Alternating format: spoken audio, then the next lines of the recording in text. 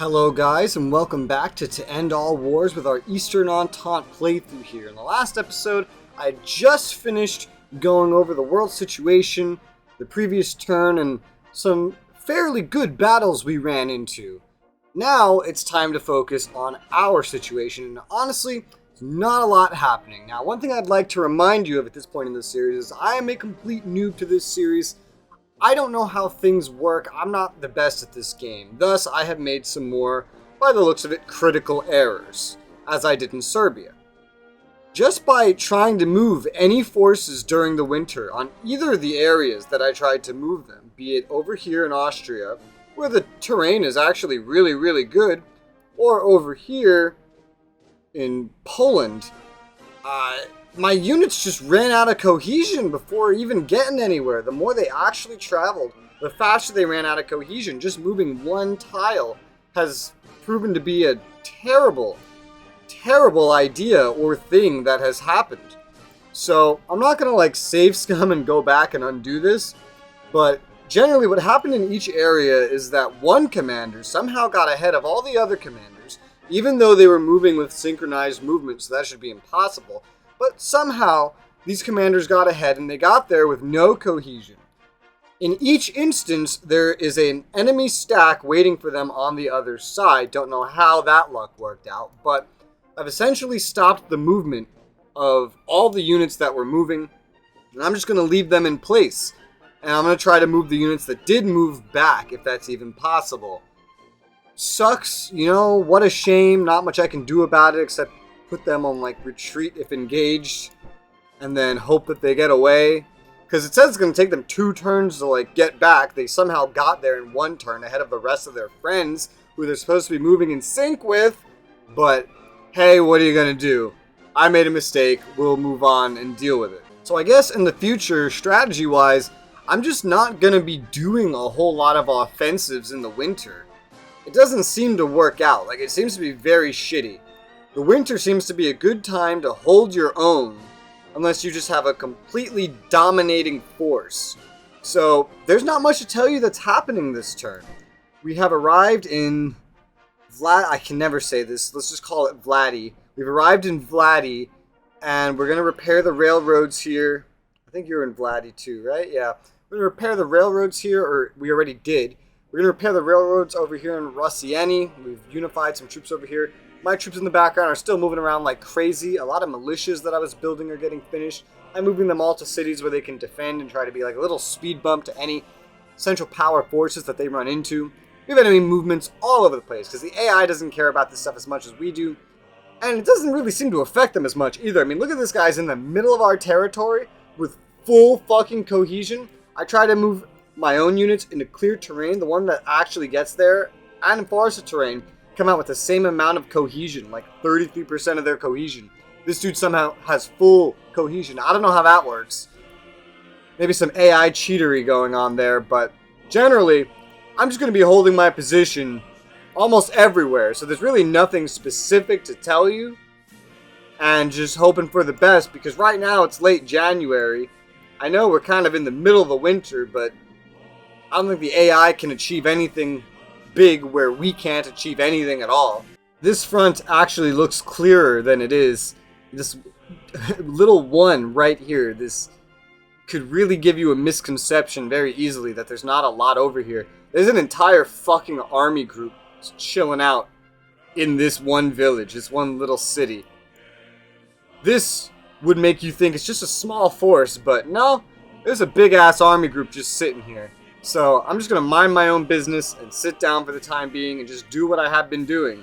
Minding my own business, getting troops to where they need to go, and hoping for the best. Down in Serbia, the weather isn't as problematic. In fact, the bad weather ends in Serbia. Perfectly in Serbia. Right here it's still bad because this was part of Austria, we just crossed into it.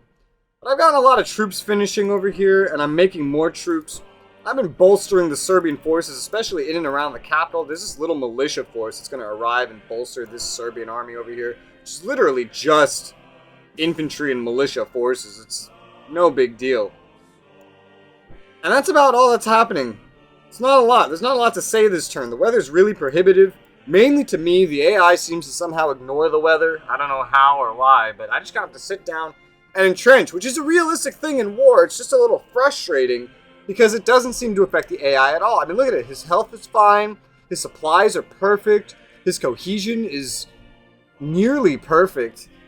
I don't know how he got 2 layers deep into my territory through forests and came out this well, whereas I can't even get into a forested area without running out of cohesion and essentially all of my power. Hopefully the units that got stuck in enemy territory don't get jumped on by these potentially cheaty AI.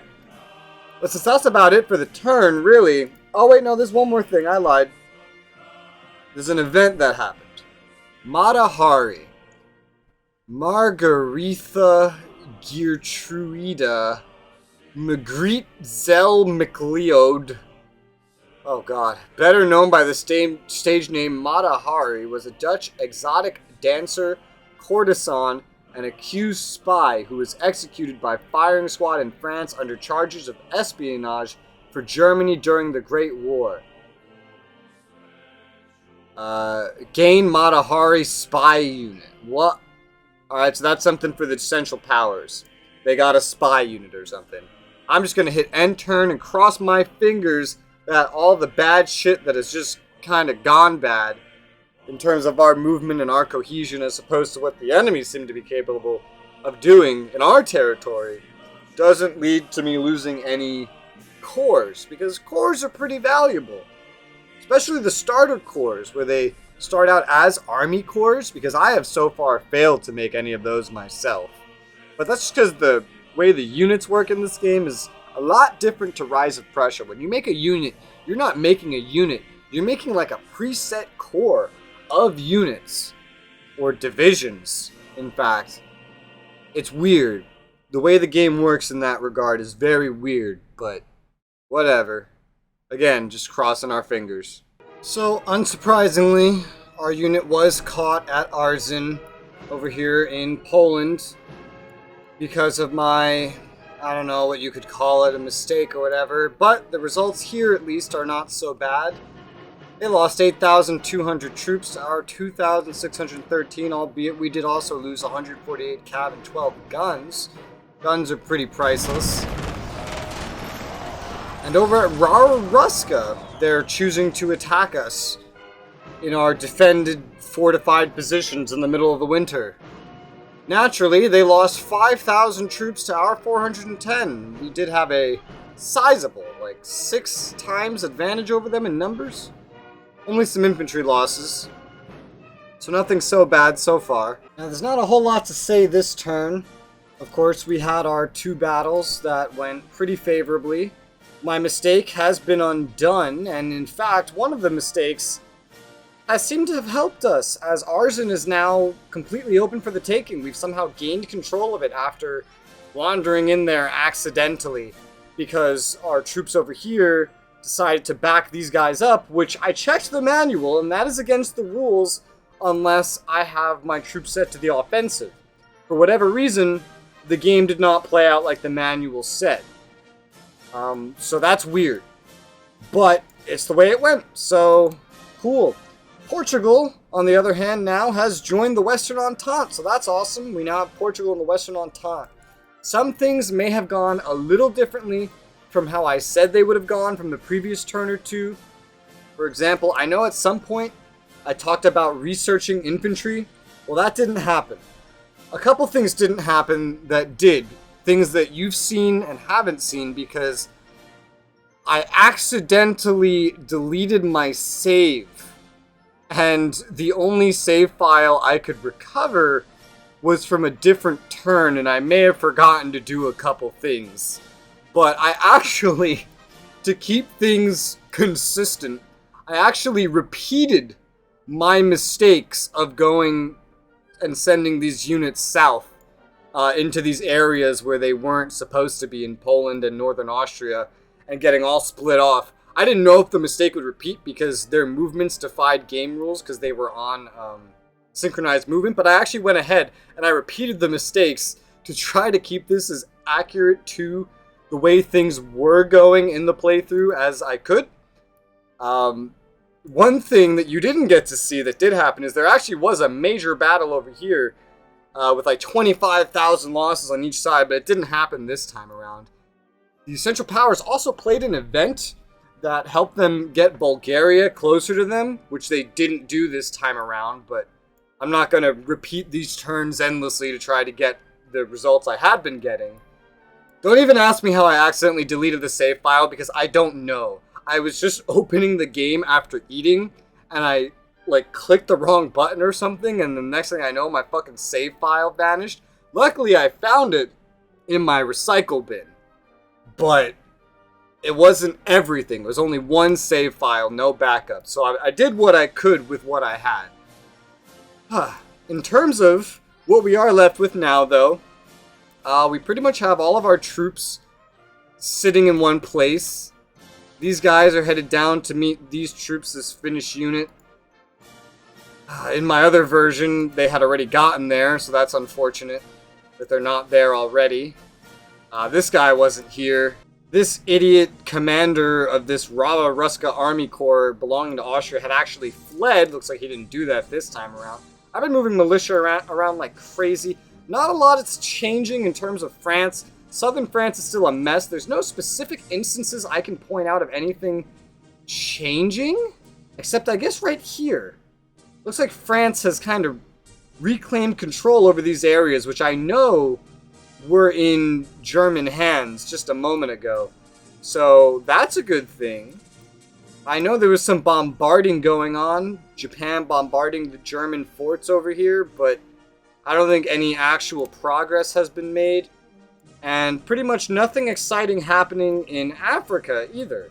I did end up discovering a funny glitch over here in Montenegro. If I take this militia right here, which as we can see, has a required command of 6. The Montenegro army here has a required command of 12. Okay, so I can fit this army in. And it goes up to 36 out of nowhere. And now I have a huge penalty. And I don't know why this happens, because if I actually check the units, it only adds up to a command cost of 18. This one remains a command cost of 6. However, it says required command 36. Remove the militia, check. Required command 12, required command 6. So I don't know what that's all about. That's really weird. So I'm just sticking him in the city. He's going to stay in Montenegro as well, because I don't really know what to do with him in the meantime. I don't want to move him out of these mountains. It would take a while, that's for certain. And there's just generally nowhere he can go without abandoning the area. He can't take Katoro over here. He can't take it. And if he leaves, that leaves all of southern Serbia essentially undefended. So I don't really want to mess with that. One thing I think we have confirmed at this point is that every single turn, our war weariness is taking one national morale off of our total. Because now we're down to 100 one turn later after being at 101 without any major losses to provoke it or anything. It looks like the other two are also falling, which is kind of worrying, seeing as the Western Entente's morale was already kind of fucked up by their initial war plans. We are at 222,000 total losses. The Western Entente's at 515,500, and the Central Powers is at about 850,000. And that's the way things are going right now. In terms of recruitment, I'm recruiting some more extra stuff. This turn I'm recruiting like signals and balloons in order to bolster command points and things like that, because I plan on building some artillery to squeeze into the units on the map. But other than that, pretty uneventful. Mainly just holding our ground everywhere because the winter is awful, and attacking during the winter is awful, and moving during the winter is a death sentence to everyone except the AI. So I'm not going to fuck with that, except for moving over here to Arzen since we've now taken control of it, and a rail movement will only take 1 day. When we can kind of plant our flag there and be like, yes, this is ours. Otherwise, you know, it's early February. What do we have? A month before the snow starts going away, or before it's gone, hopefully, and then we can go back on the offensive? That's what I can hope, anyway. Alright, so we have another fight happening in Rara Ruska. I've gone ahead and ended my turn, as you can see, and the AI suggests an infantry assault. Well, I agree, considering we seem to outnumber this guy almost 10 to 1. He has 6 infantry units, 4 artillery units. We have 14 artillery units, 38 infantry units, and 5 cavalry. So it's definitely press our advantage. Surprisingly low casualties on both sides, but we definitely got the better end of that, with them losing 6 artillery, 32 cavalry, 2,101 infantry, and us only losing 1,000 infantry and 203 cavalry. We did lose more cavalry, which is weird, but hey, what are you gonna do? Whew, big army or army corps moving into that area that we almost got caught in. Interesting. And another one moving south of Arzen, which we have just recently taken over. Alright, so we're in another turn, and as we can see, the Russian casualties have gone up, I believe, around 20,000 in the past turn or two, which is good, because ours really haven't gone up very much at all, and the Western Ententes don't seem to have gone up much at all either. So in terms of a war of attrition, I feel like we're doing fine casualty-wise. Morale continues to slip. Ours is down to 99. The others are, well, Central Powers has gone down by 2, and the Western Entente seems to have actually gone up some. And that's always good. That's always a good trend to have. Your allies on the upturn and your enemies on the downturn. Let's see if there's any interesting we can find happening on the battlefield. Doesn't seem like... Oh! I take it back. France has actually pushed up and I believe reclaimed. I don't know if Nancy ever fell. If it did, they reclaimed it, but I don't think it did. But they reclaimed Saint Mihiel, I know that, and pushed into Metz and have now surrounded the actual city and fort. This is part of Alsace-Lorraine. This is part of the historical goals of France in World War II. So it's cool to see the Western Entente is actually pushing, which is damn good. It means they're finally putting their resources over here to use. Albeit maybe they should put it to use down south where they're actually getting attacked all over the place. Although it still seems that this area has kind of calmed down. This location as well, Val di Moselle, has been retaken as well, which is always good. In Asia, still under siege over here at China. Japan still fighting to take one piece of land. I don't know if I could do any better. I have noticed that the siege at Basra has actually ended, with Basra remaining in the hands of the Ottomans. Don't know what the British are doing there, but the AI has chosen to back off from that siege. No other big fights or anything really notable happening around the Ottoman Empire. We still have some troops on our border, but a smaller amount of troops. We have 2 events this turn. This is one that I mentioned earlier. Recognize Bulgarian war goals. In the aftermath of the Balkan Wars, Bulgaria found itself isolated, surrounded by hostile neighbors, and deprived of the support of the great powers, especially France and Russia. Initially, Bulgaria declared its neutrality, but as the war progressed, Central Powers found themselves in a better position to fulfill Bulgarian demands at the expense of other Balkan powers. Conditions of this event: to activate, Bulgaria must be neutral, and you may not be allied with Serbia, Romania, or Greece. Okay, weird conditions, but the effects are Bulgaria moves 20% towards the Central Powers, Serbia, Greece, and Romania move 20% towards the Entente. Now this is good. Romania was very close to joining the enemies. As we see now, they're down to 58% leaning towards the Central Powers, which is good, which means they were at like 78%. Greece, where's Greece? Here's Greece, is now 87% towards the Entente. Next turn, they should activate the Pro-Entente, which should bring them 1% closer to the Entente every turn. Combined with the Diplomat, we could get them in the Entente, probably the Western Entente, as early as 6 or 7 turns from now. 7 turns from now, I believe, something like that. Or as late as like 13 turns from now. Having Greece join would be great. If they joined on my side, it would be even better. Romania is less likely to join still, because they are still leaning towards the Central Powers. I do have an event that can move Romania towards us, although I can't activate it yet for whatever reason. Hopefully I get it soon, and then we can get them leaning towards us somehow, you know, with our diplomats overpowering their diplomats. That would be nice. But I feel like I'll have to conquer Romania one of these days. However, Bulgaria is now 89% towards Central Powers. No amount of influence here could really change anything. They're about to go pro-centrals as of this next turn. probably 10 or 11 turns until they join the Central Powers. Meaning they'll probably be one of the soonest entries into the war.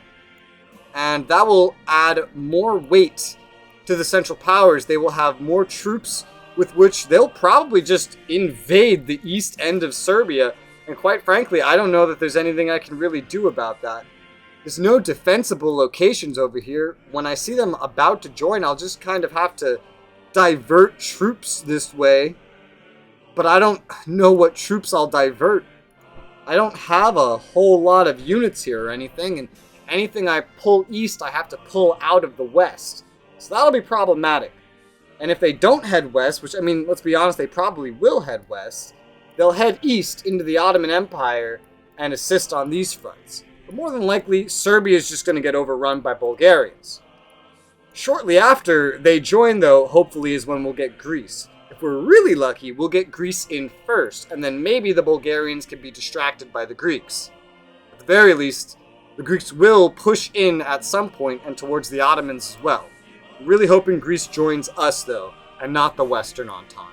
Because having more troops under my command, well, that would just be nice. And then Romania, which is probably going to join the Central Powers. If we did get them to join, that would be great, because then we could kind of surround Bulgaria. But the situation looks a little dire for Serbia.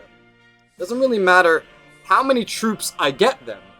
They're getting surrounded, and while they've been holding off the Austrians and now Germans with ease, we're going to have much bigger problems. To be fair, there's nothing over here really worth defending. Some cities, some depots, yeah, but Belgrade is the big prize. And then to the west... can I get a peek at this? This is just a location I captured. Also not really a prize. But nothing over here is a prize either. We have Montenegro. Montenegro is the closest other thing to a prize other than Belgrade. So while Serbia doesn't actually have a lot to lose, it will still be a shame if they just start getting overrun over here. That's the last thing that I'd want to see. Especially because over here I might lose access to a recruiting point. Which, you know... maybe I'm actually going to divert you over here. And you're going to enter there instead. So we can set up some extra militia defenses on the soon-to-be war border with the Bulgarians. We do have one more event, though, this turn. D'Annunzio. Gabriele, oh god, D'Annunzio. Oh, I can't read these. Was an Italian writer, poet, journalist, playwright, and soldier. After the start of the Great War, he left France and returned to Italy and made public speeches in favor of Italy's entry on the side of the Triple Entente. Italy moves 10% towards the Triple Entente. Let's take a look at that. I know they enter with the Western Entente. They're now 87%. Oh, that's really good, guys. Oh, but the Western Entente isn't focusing a diplomat with them. If they did, then quite frankly, you could probably get Italy into the war shortly after Bulgaria joined. Then whether or not I'm having problems with the entire Italian army and navy joining, just pushing up north towards Germany and Austria, it wouldn't matter if all of Serbia fell. I don't see that Austria and Germany could really hold off very well. I feel like the tides would be unstoppable at that point. Let's take a look at the US is only 21% towards the Entente, but moving 1% every turn. However, it's taking so long that, you know, this campaign is 100 so turns, 100 odd turns, 110, something like that. I don't know if it tells me the remaining turns. No, I don't think it does. It just tells me the year it will end. That's towards the very, very, very end, like later than the historical entry, which I know they entered late anyway, but not that late. Now, to speak on what I've been doing over in Serbia, you can see I've been recruiting militia, I've been recruiting other things like artillery, field artillery, yada yada, allocating them to my armies, just holding the line, keeping the Austrians nearby distracted. Occasionally they attack me and they get fucked up like they did a couple turns ago. Otherwise, I'm really just waiting for the winter to end, and I'm pretty sure it will be done, or at least ease back as of next turn. I'd love to move this major force right here, but there's no easy way to go. Everywhere is surrounded by deep, cold, harsh weather and mountains. and hills. So the best I can really do is hold my position here and wait. But I don't know. I'm tempted to go reclaim Stanislaw, but I'm not going to push northwest into Lemberg. Therefore, I'm tempted to move down to Siziget, because I could wreak some real havoc in this area, kind of move south. I'm also tempted to deal with these forces that are here and try and fuck them up. That would be crossing a river, but, you know, we'll see. We'll deal with it when we can actually move. Holding my ground here, entrenched, staring down this newly appeared, rather massively sized army. This other army corps refuses to retreat from Rara Ruska, no matter how badly it goes for them. Over in Poland, we're still sitting on Arzin, and we're going to hope to still sit on Arzin. I'm doing something kind of crazy here. I don't know if I'm going to keep doing it, but they've captured the city of Kolo, but not the surrounding areas, so I can still use the railroads. So I don't know if I'm going to still do this. I'm going to probably consider this before I actually hit end turn, but there's a mixture of Austrians and Germans in this area, and I kind of want to take the force that pulled out of Tannenberg because it's recently kind of revitalized itself. And I want to rail it down into Kolo. It'll get there in 6 days if I do this. We could recapture Kolo and then sit there and try to defend the area next to Lodz and hold this western part of Poland, I guess. Western Poland? Central Poland? I think Western Poland. And kind of cut them off at a choke point.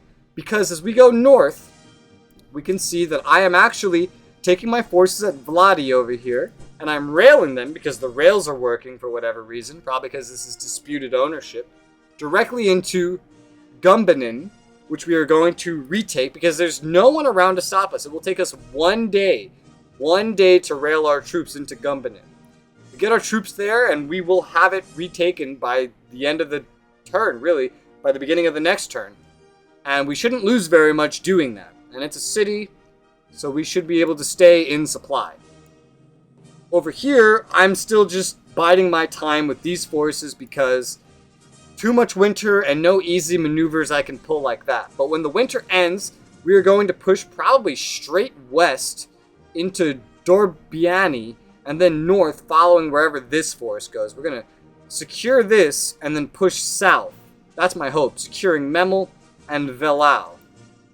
And we're going to, with these two army groups, just kind of push south if we can towards Königsberg and Lützen and through Eastern Prussia. My hope is to use this force that was initially pushing into Eastern Prussia to distract any German forces that are over here.